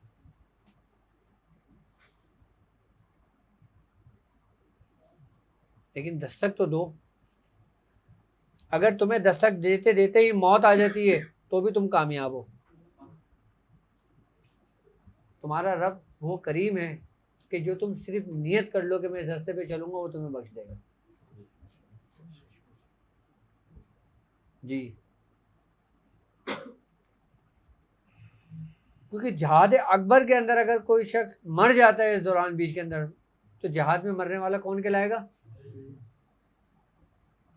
और ऐसा शहीद कि जो दूसरे शोहदा उस पर फख्र करे। सर हमारा रास्ता ना बहुत सहल है, बहुत आसान है, लेकिन इसको मुश्किल हमने खुद बना दिया है। हम ये समझते हैं कि अगर हम इस रास्ते पे चलेंगे तो हम परेशानियों में आ जाएंगे, हम मुसीबतों में आ जाएंगे, हमें जिन्नात तंग करने लगेंगे, हम पर दूसरी चीज़ें खुल जाएंगी, हमें कारोबार में नुकसान होने लगेगा। आई बात समझ में? हम पर मुसीबतें आने लगेगी। हम लोगों ने इसको मुश्किल खुद बनाया है, जबकि ये मुश्किल है नहीं, ये तो मुश्किल कुशा है ये रास्ता। तो अक्सर लोगों का ये कॉन्सेप्ट है कि इस रास्ते पे चलने के लिए हमें परेशानियां आती हैं, जबकि दरअसल वो परेशानियां नहीं, उनके लिए राहत होती हैं। परेशानियां तो वो हैं जो तुम जिसको राहत समझते हो। रात को सुकून से बिस्तर पे सोना, रेशम, अपनी हर ख्वाहिशात को पूरी करना, क्या तुम इसको राहत और सुकून समझते हो? नहीं, ना ये राहत है ना ये सुकून है। ये वही है जब दज्जाल का ज़हूर होगा ना, कि जब वो एक हाथ में उसके आग होगी और एक हाथ में उसके जन्नत होगी।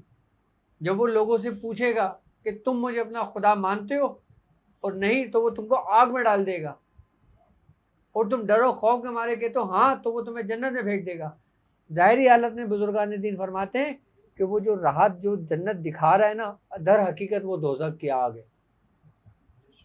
और जो तुम्हें ज़ाहिरी तौर पे मुश्किलात, परेशानियां नज़र आ रही हैं ना, वो ज़ाहिरी तौर पे तुम्हारे लिए परेशानी है, लेकिन वो राहत है तुम्हारी, वो जन्नत है तुम्हारी हकीकत।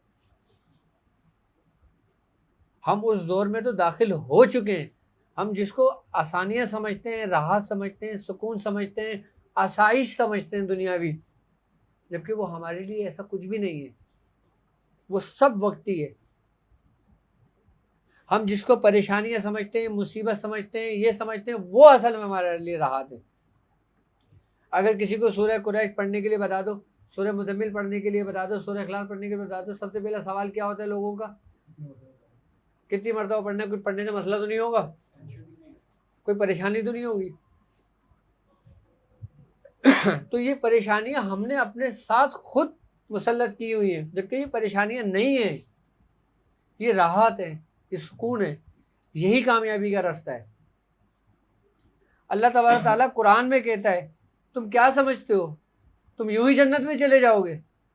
हालांकि तुम पर ऐसे वाक़यात, ऐसे हालात नहीं पेश आए जो तुमसे पहले लोगों को पेश आए थे। ये कुरान की आयत का तर्जुमा है। तो तुम लोग ऐसी जन्नत में चले जाओगे? वो कह रहा है कुरान में, मैं नहीं कह रहा। क्या तुम यूं ही जन्नत में चले जाओगे, जबकि तुम पर वो परेशानी, वो हालात नहीं आए जो तुमसे पहले लोगों पर आए थे? क्या ऐसे हालात वक्त आए तुम्हारे ऊपर? तो तुम अपना तजिया क्यों नहीं करते हो?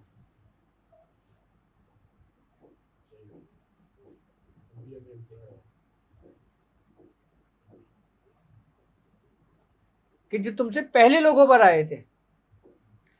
अब दीन तो इतना आसान हो गया है, आप बैठो, आपको कोई मसाइल पेश आया, ठक ठक ठक ठक आपने गूगल पे, फेसबुक पे कहीं भी लिखा, आपका मसले का फौरन उसकी हदीस आ गई, तर्जुमा आ गया, जवाब आ गया, आपको किसी उस्ताद की ज़रूरत ही नहीं है। आप समझ लो जी मैं तो खुद कामिल हो गया, अब मुझे किसी की ज़रूरत ही नहीं है। ऐसा ही है ना? अगर तलाक का एक मसला आ जाए तो फेसबुक पे, यूट्यूब पे जितने भी होंगे सारे मुफ्ती बन जाएंगे, सारे आपको मशवरे देने शुरू कर देंगे, जिसको हम मसले का हल समझते हैं, जबकि वो हमारे लिए परेशानियां हैं। जब तक ये चीज़ें लिमिटेड थी ना, हम महफूज थे।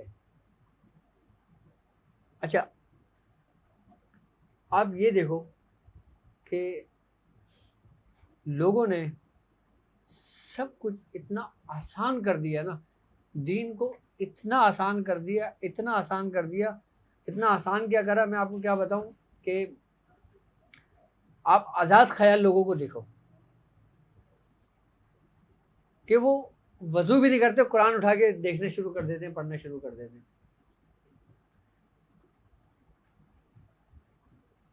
पर्दे की अगर बात आती है तो क्या कहते हैं कि पर्दा किसका है? आंखों का पर्दा होता है, पर्दा नहीं होता। अब ये क्या है, तुम्हारे लिए ये आसानियां बनाई जा रही हैं कि तुम्हारे लिए ऐसे दलाइल दिए जा रहे हैं तुम्हें, और ऐसे मसाइल तुम्हें पेश किए जा रहे हैं तुम पर कि तुम बोलोगे यार आसानी तो है, जबकि दरअसल वो आसानी नहीं होगी। जिन बुजुर्गों ने इतनी मुशक्क़त, इतनी तकलीफ़ें, इतनी परेशानियां उठाई हैं, 40-40 साल, 70-70 साल, 60-60 साल लोगों ने जंगलों में गुजार दिए, वो कौन लोग थे फिर? क्यों गुजार दिए थे? मैं आपको दोनों पहलू दिखा रहा हूँ, आसानी का भी और मुश्किल का भी। जो तुम्हें तुम्हारे रब ने आसान किया है, तुमने वो छोड़ दिया। जो तुमने अपने लिए आसानियां पैदा करने शुरू कर दी, वो तुम्हारे लिए नुकसान दे। एक आसानी तुम्हारे लिए तुम्हारा रब करता है, फ़इन्नमाल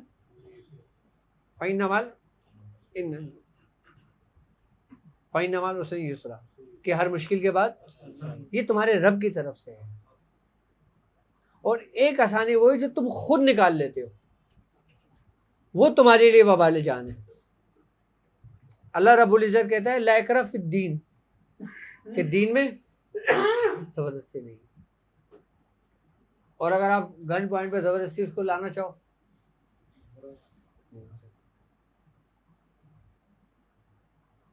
अब यहूदियों का, कुफ़ारों का, इन लोगों का सबसे ख़तरनाक हथियार हमारे दीन के अंदर शामिल हुआ है, वो ये कि इसमें आसानियाँ पैदा कर दो।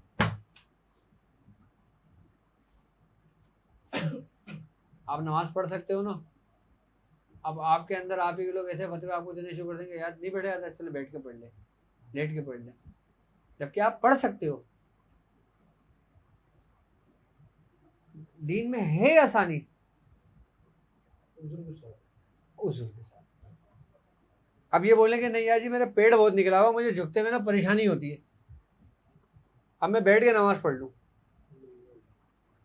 अभी हज़रत क्या पेश करें अपना पेड़, अभी इसमें 10 दलीलें लेकर आ जाएंगे और ये आसानी के लिए नमाज पढ़ने बैठ जाएंगे बैठ कर।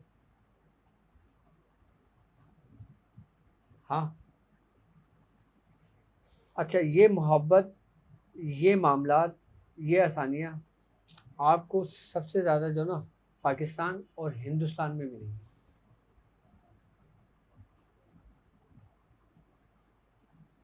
आज भी हम लोग, मैं अपने घर की बात बता रहा हूँ, हम लोग किबला रुख पैर करके नहीं सोते।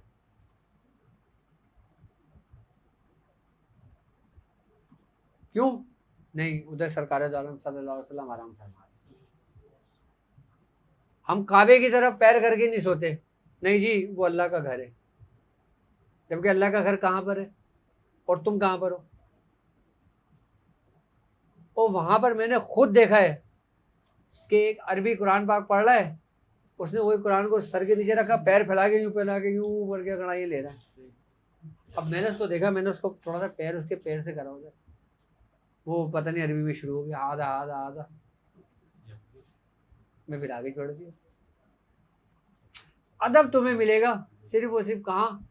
पाकिस्तान और हिंदुस्तान में। अदब और एहतराम, और ये मोहब्बत ही है जिसने हमारे दीन को जिंदा रखा हुआ है। ये मोहब्बत ही है कि जब सरकार दो आलम का नाम आता है तो हम अंगूठे से चूमते। अब ये चीज़ें भी ख़त्म होती जा रही हैं क्योंकि हम आसानियाँ तलाश कर रहे हैं।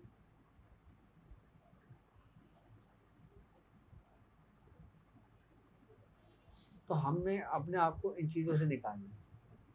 और जिन लोगों ने अपने बुजुर्गों की रस्सियों को छोड़ दिया वो गुमराह हो गए, और जिन लोगों ने अपने बुजुर्गों को छोड़कर दूसरों की राह इख्तियार ली तो फिर वो उन्हीं लोगों में उठाया जाएगा जिन लोगों के साथ नबी पाक सल्लल्लाहु अलैहि वसल्लम ने बशारत दी, आपने फरमाया जिनके बारे में।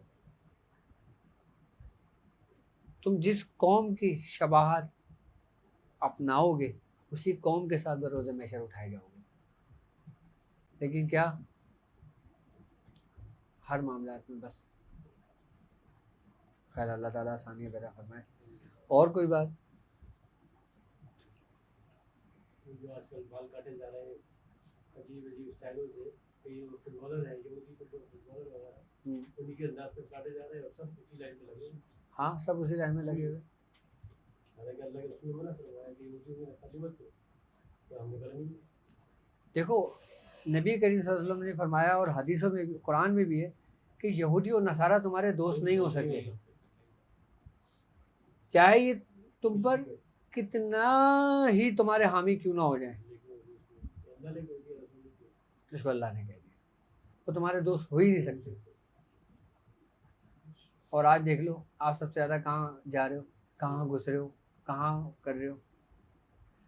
हमको हमारे दीन, अपने मज़हब की अहमियत का अंदाज़ा पता है कब होता है? कि जब हम कुफ़ार के बीच में रह रहे होते हैं। आपका दीन क्या है, आप यूरोप में रहने वाले लोगों से पूछो। आपका दीन क्या है, आप यूएसए में रहने वाले लोगों से पूछो जो उन लोगों के दरमियान रहते हैं।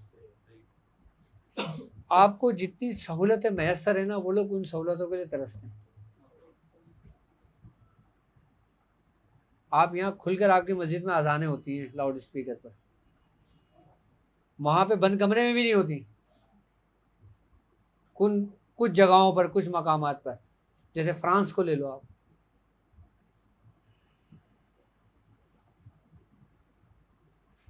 लेकिन क्या, बस असल में हम लोगों ने भी तो बस, हम लोग जो ना मुर्दा परस्त हो गए हैं, पता है, मैं हकीकत बता रहा हूँ आपको, हम लोग मुर्दा परस्त हो गए। उसकी वजह ये है कि हम जीते जी कदर नहीं करते।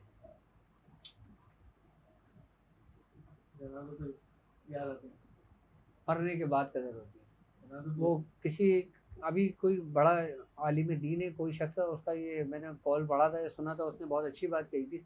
उसने कहा मुझे अपने आप को मनवाने के लिए जो ना मरना पड़ेगा, कि तभी लोग मेरी कदर करेंगे।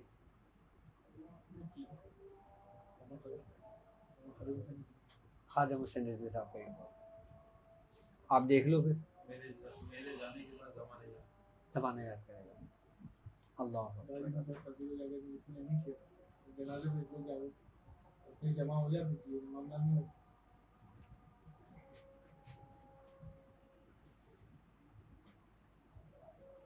निज़ामुद्दीन औलिया महबूब इलाही, आप निज़ामिया ख़ानदान के बहुत बड़े बुजुर्ग गुज़रे हैं और दिल्ली में आपका मज़ार है। हज़रत निज़ामुद्दीन औलिया महबूब इलाही के 10 खलीफा ऐसे थे कि जिनसे आप बहुत मोहब्बत रखते थे, और इतनी मोहब्बत रखते थे कि उन 10 खलीफा जो थे ना, उनके बारे में कहते हैं कि आप उन 10 खलीफाओं से एक कमरे में बंद होकर बाहर से ताला डलवा के और फिर गुफ्तगू किया करते थे।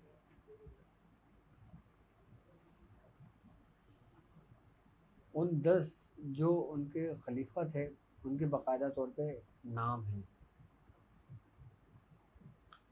और उनके बारे में ये था कि हज़रत निज़ामुद्दीन औलिया महबूब इलाही ने अपने हयात में फरमाया था कि ये जन्नती होंगे मेरे साथ।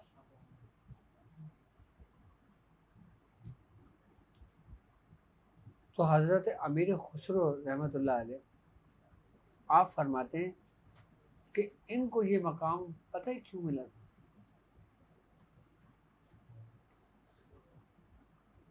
आपने फरमाया था कि जो शख्स ये चाहता हो कि उसके दिल में शेख की मोहब्बत में रहे और जिस रास्ते पे वो चल रहा हो उसको उसमें कामयाबी मिले, वो एक काम कर ले बस। इसमें कोई शक नहीं कि अगर वो कुछ नहीं करता, उसी वो ये काम करता है, वो विलायत के आला मकाम पर फायज होगा। यानी कि सिर्फ इस अमल करने से उसको विलायत दे दी जाएगी। निज़ामिया ख़ानदान के अंदर अक्सर बुज़ुर्गों को विलायत सिर्फ इसी अमल की वजह से मिली है। वो अमल क्या था?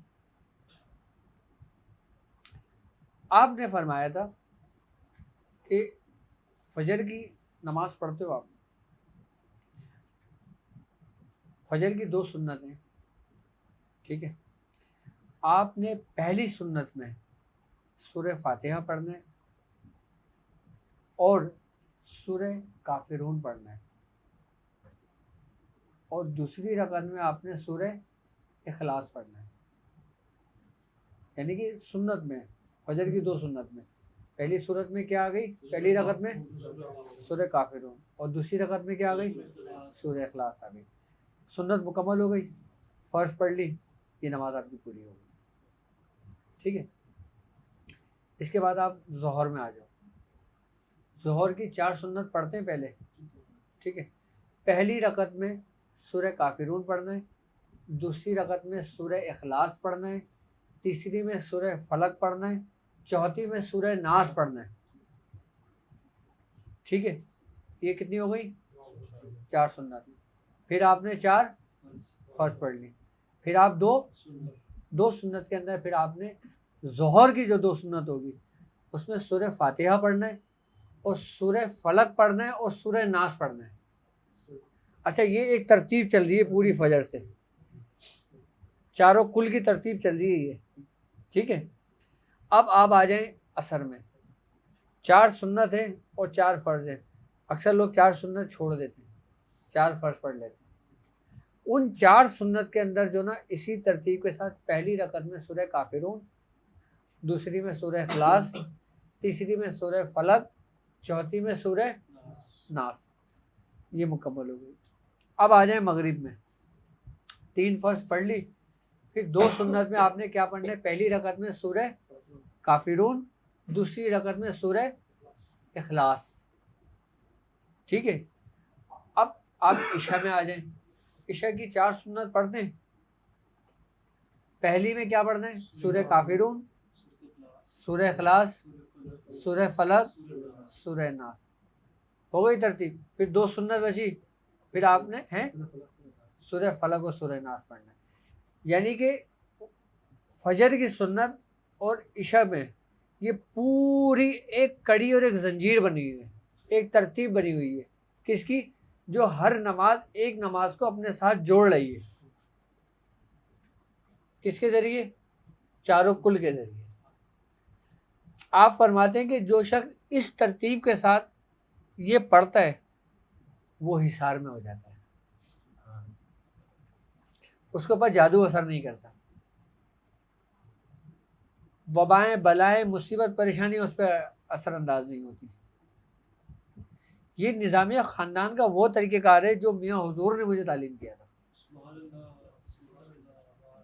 और आपने फरमाया था कि अगर कोई शख्स इस चीज़ का ख्वाहिशमंद हो कि वो उसको विलायत दी जाए, उसको कोई जिम्मेदारी दी जाए, वो इस तरतीब के साथ इन 5 नमाज़ों का एहतमाम करे। और इसके साथ तहज्जुद का भी है। क्या, हाँ, तहज्जुद का भी है। तहज्जुद में कितनी रकातें पढ़ते हो आप? 12 हैं। ठीक है। अब मियाँ हुजूर फरमाते हैं कि निज़ामिया ख़ानदान के अंदर तहज्जुद की नमाज़ पढ़ने का एक ख़ास तरीक़ेकार है जो बुज़ुर्गान दीन ने बाकायदा सीना ब सीना रखा है। आपने पहले 2 सुन्नत की नियत करनी है। अच्छा, इसका हिसाब किताब होता है कि चाँद की तारीख़ों से, यानी कि चाँद की पहली तारीख से लेके चाँद की 15 तारीख और चाँद की 15 तारीख से लेके चाँद की 30 तारीख। बुजुर्गान दीन फरमाते हैं कि जब चाँद की पहली तारीख हो, क्या, चाँद की पहली तारीख हो, जब आप तहज्जुद के लिए खड़े हों तो आपने 2 रकात सुन्नत, 2 रकात नमाज तहज्जुद की करना है। पहली रकत में आपने 1 दफ़ा सूरह इखलास पढ़ना है, दूसरी रकत में आपने 2 दफ़ा सूरह इखलास पढ़ना है। फिर आप सलाम फेर लें, फिर आप सलाम फेर लें, फिर आप नियत बांधें, फिर आपने पहली रकत में 3 दफ़ा पढ़ना है सूरह इखलास और चौथी में 4 दफ़ा पढ़ना है। फिर आप सलाम फेर लें, 5 फिर 5 मरतबा पढ़ना है, फिर 6 मरतबा पढ़ना है। इस तरीके से एक एक सूरह इखलास बढ़ाते चले जाएंगे। ये आपने पूरी 12 रकातें पूरी पढ़ ली। आप तहज्जुद की नमाज 3 दिन इस तरतीब से पढ़ के देख लो, आप अपने अंदर कैफियत मुझे बताना। कहते हैं कि जो शख्स सरकार दो आलम सल्लल्लाहु अलैहि वसल्लम की ज़ियारत का मुश्ताक हो, उसको ज़ियारत करने का शौक़ हो, और वो ज़ियारत का तलब रखता हो, वो इस तरतीब के साथ तहज्जुद की नमाज़ पढ़ ले, उसको सरकार दो आलम सल्लल्लाहु अलैहि वसल्लम की ज़ियारत हो जाती है। अच्छा, ये तरतीब चाँद की पहली तारीख से लेके 15 तारीख तक पढ़ेंगे। जब 16वीं तारीख होगी ना, तो आपने पहली रकत के अंदर 12 मरतबा पढ़ना है, दूसरी रकत में 11 मरतबा पढ़ना है, तीसरी रकत में 10 मरतबा पढ़ना है, चौथी रकत में 9 मरतबा पढ़ना है। यानी कि जिस तरतीबों से आप मंजिलों के ऊपर जाने बढ़े थे, चाँद की पहली तारीख से जूं चाँद बढ़ता है, आप ऊपर की जाने बढ़ोगे। अब जूं चाँद घटेगा और फिर आप इसको घटना शुरू कर देंगे। यही तो तरीक़ेकार थे जो इंसान को कामयाब करते थे। यही तरीक़ेकार पूछने के लिए तो बुजुर्गान दीन एक जगह से दूसरी जगह मीलों सफ़र करते थे, और बुजुर्गान दीन उस वक्त बताया करते थे जब महफिल में तमाम लोग चले जाया करते थे, क्योंकि जिसकी जो तलब होती थी वो उसको मिलती थी। और अब कितनी आसानी हो गई है, बेतलब मिल रहा है, इसलिए अहमियत नहीं होगी। हाँ, हमारे पास निज़ामिया ख़ानदान भी है जी। हज़रत शेख निज़ामुद्दीन औलिया महबूब इलाही से हज़रत शेख जहानिया जहांगश रहमतुल्लाह अलैह ऊट शरीफ वाले, उनसे बाकायदा हम तक सिलसिला पहुँचता है। आपको 14 खानवादों की खिलाफत की इजाज़त थी हज़रत मखदूम जहानिया जहांगश। ये नमाज का तरीका और तहज्जुद का तरीका,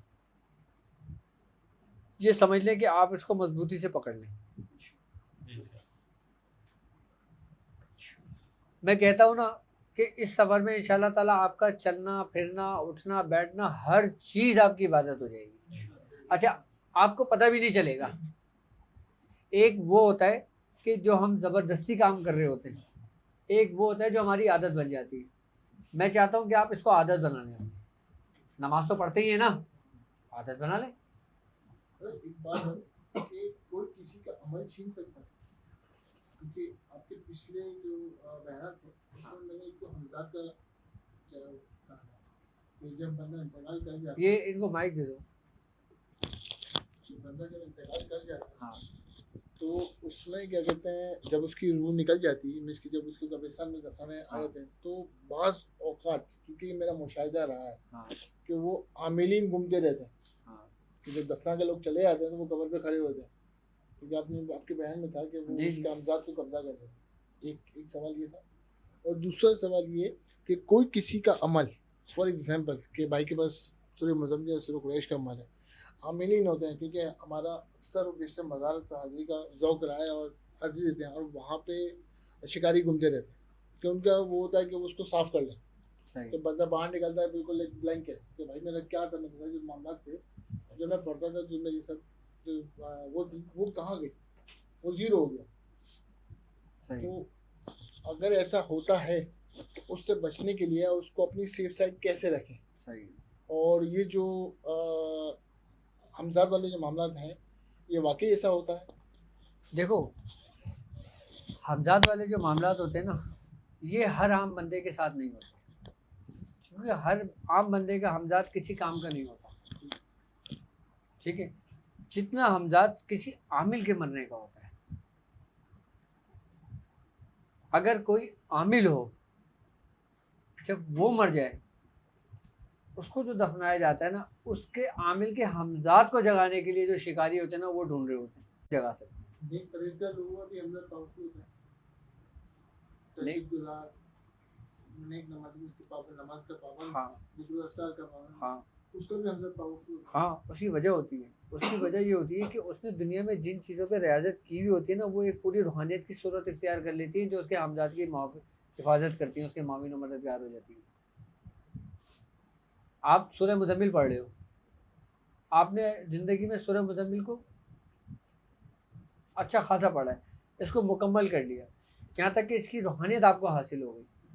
जब आपको रूहानियत इसकी हासिल हो गई ना, तो ये आपको मरने के बाद भी आपके काम आएगी।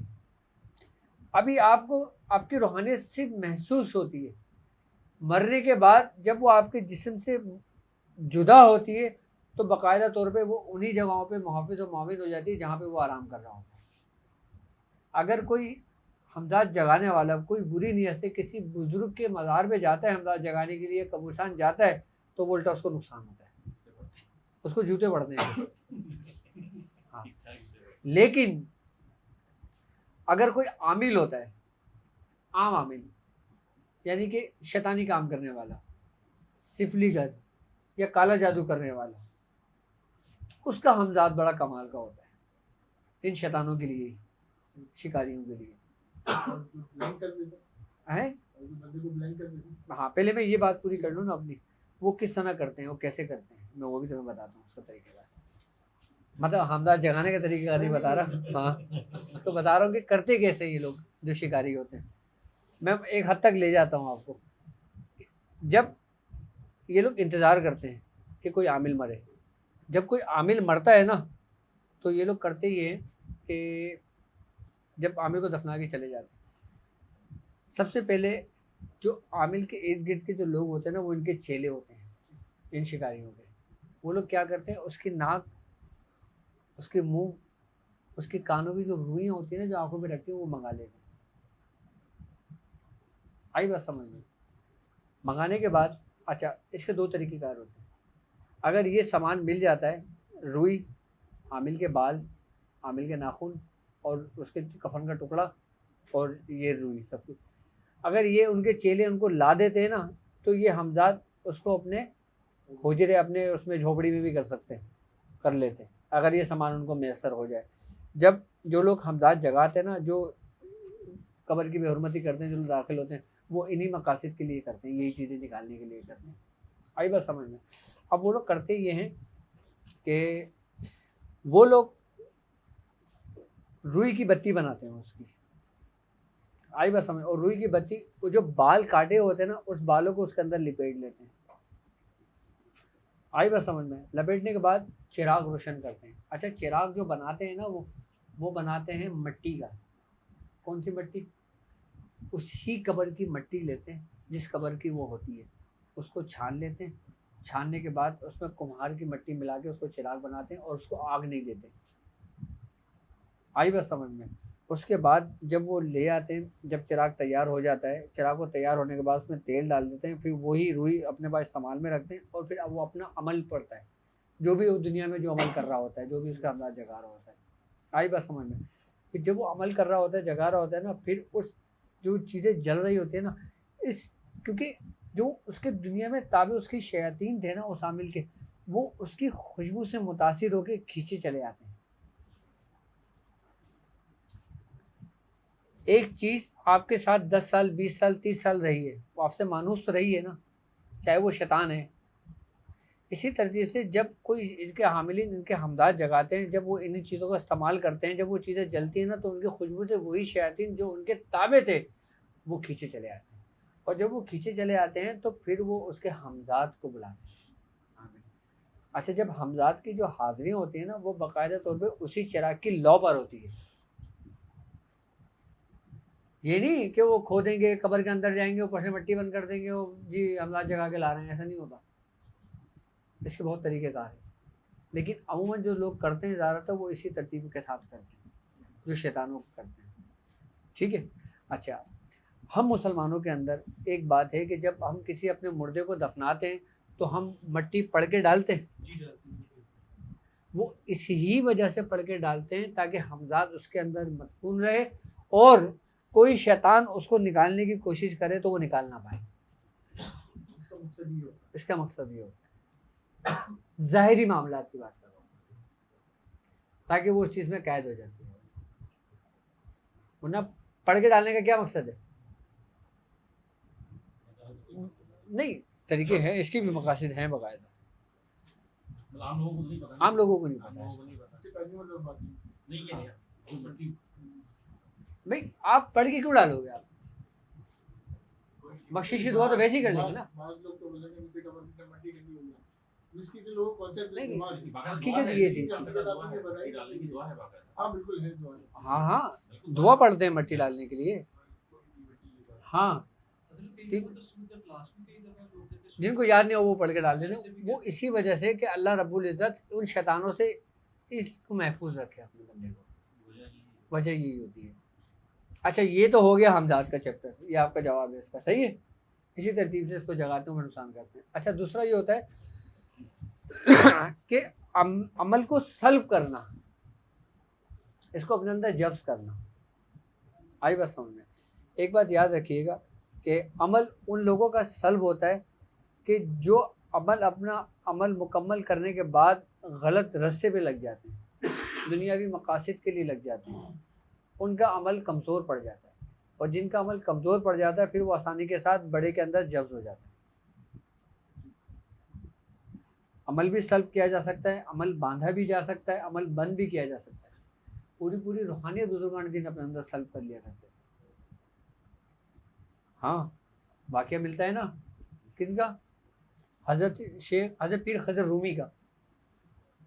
हज़रत पीर खज़र रूमी, आप मदारिया, आप कलंदरिया ख़ानदान के बहुत बड़े बुजुर्ग हैं, नाम सुना होगा आपने। हाँ, आपके बारे में ये है कि जब आप अपने शेख की तलाश में निकले थे ना, आप जिस जगह जाते थे ना, जिस पीर से मिलते थे, आप उसको अपने अंदर सल्ब कर लिया करते थे। लेकिन जब आप हज़रत कुतुबुद्दीन मुख्तियार काकी के रहमतुल्लाह अलैह के दरवाजे पर पहुँचे तो आपके सारे मामला सल्ब हो गए। हाँ, आपके सब कुछ सल्ब कर लिया था आपने। फिर जब सब कुछ सल्ब हो तो आपने वहीं घुटने टेक दिए कि यही मेरी मंजिल है। अच्छा, एक होता है कसदन अमल सल्ब करना, बुग़्ज़, दुश्मनी उसके मामलात के अंदर। अच्छा, एक पीर भाई अपने दूसरे पीर भाई का अमल सल्ब नहीं कर सकता क्योंकि दोनों की इजाज़त उसकी शेख की है। एक शख्स दूसरे शख्स का अमल सल्ब कर सकता है, हाँ, कैसे? अब उसके लिए बाकायदा तौर पे उसकी अपनी रियाजत होनी चाहिए।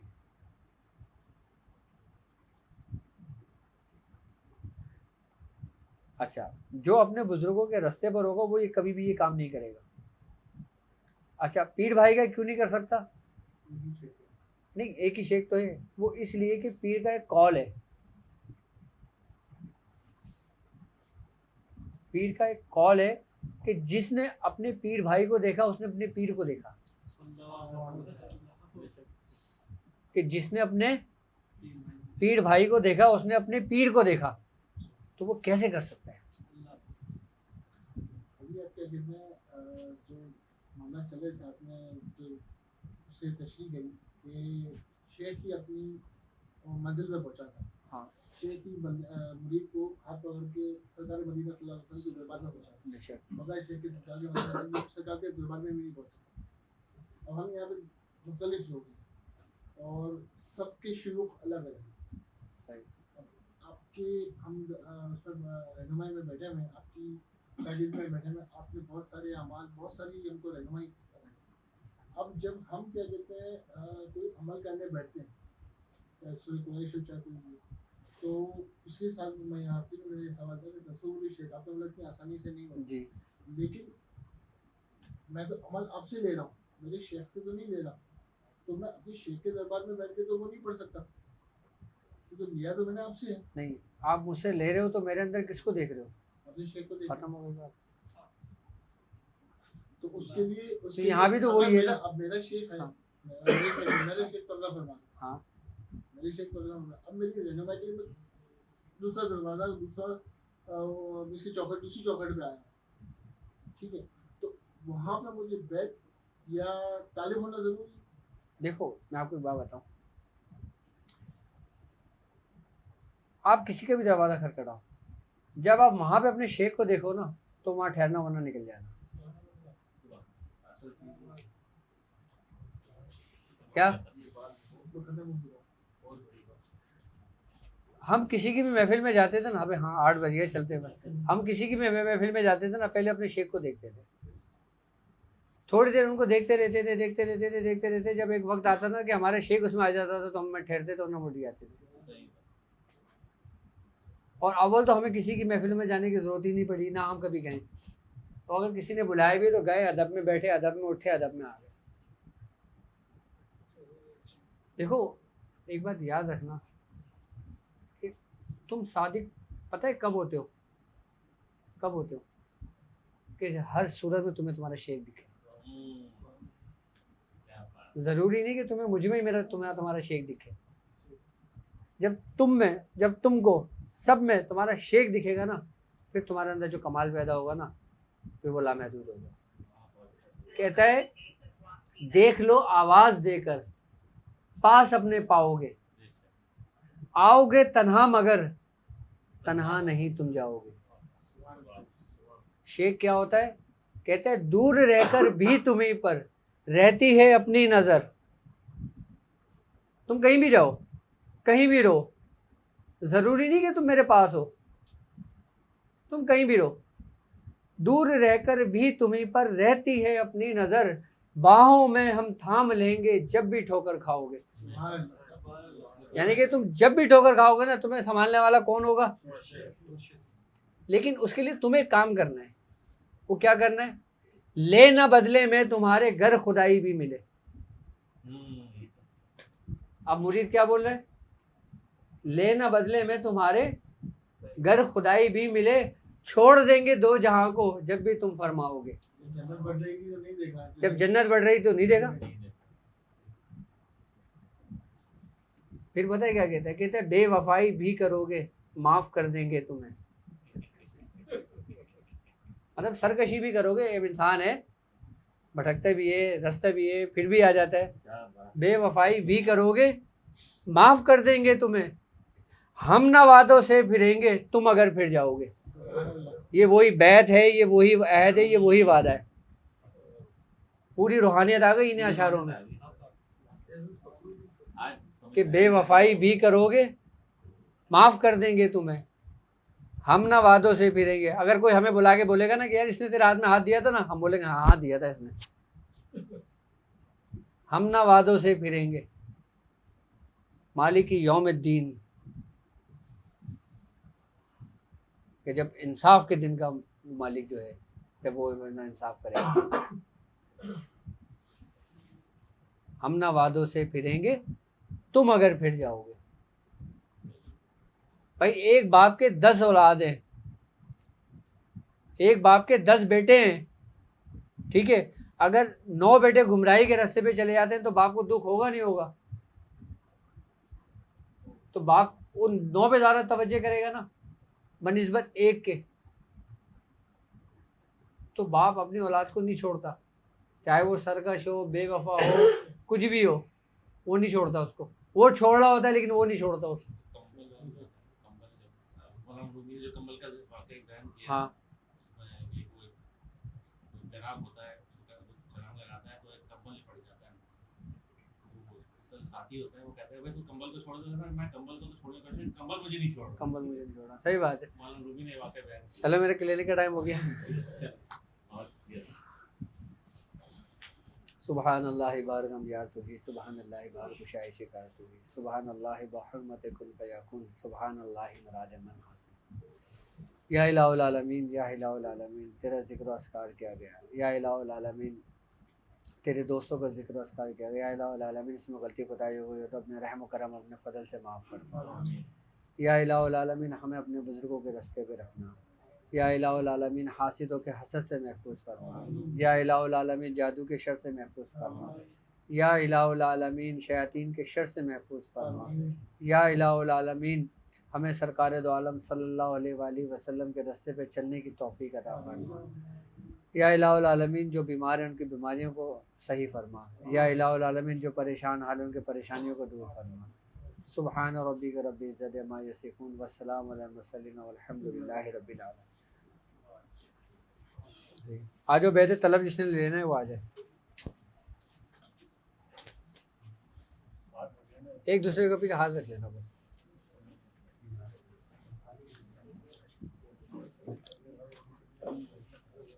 औज़ु बिल्लाहि मिनश शैतानिर रजीम, बिस्मिल्लाहिर रहमानिर रहीम, अल्हम्दुलिल्लाहि रब्बिल आलमीन, अर्रहमानिर रहीम, मालिकि यौमिद्दीन, इय्याका नअबुदु व इय्याका नस्तईन, इहदिनस सिरातल मुस्तक़ीम, सिरातल लज़ीना अनअमता अलैहिम, गैरिल मग़दूबि अलैहिम वलद्दाल्लीन।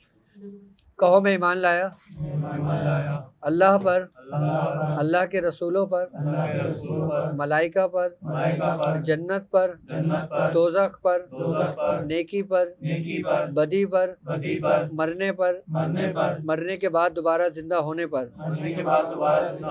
और मैं तौबा करता हूँ अपने तमाम गुनाहों से, जिन्हें मैं जानता हूँ, जिन्हें मैं नहीं जानता, और मैं अहद करता हूँ अपनी बाकी ज़िंदगी सरकारे दो आलम सल्लल्लाहु अलैहि वसल्लम के फरमान के मुताबिक गुजारूंगा। मैंने आपको ख़ानदान कादरिया, सिलसिला सोहरवर्दिया, चिश्तिया, कलंदरिया, अबुल उलाइया, जहांगीरिया, हसनिया उस्मानी में अपने शेख हकीम सूफ़ी तारिक अहमद शाह आरिफ के हाथ पे आपसे बैत लिया। आपने कबूल करी? आपने कबूल करी? आपने कबूल करी? पढ़ो ला इलाहा इल्लल्लाहु मुहम्मदुर रसूलुल्लाह।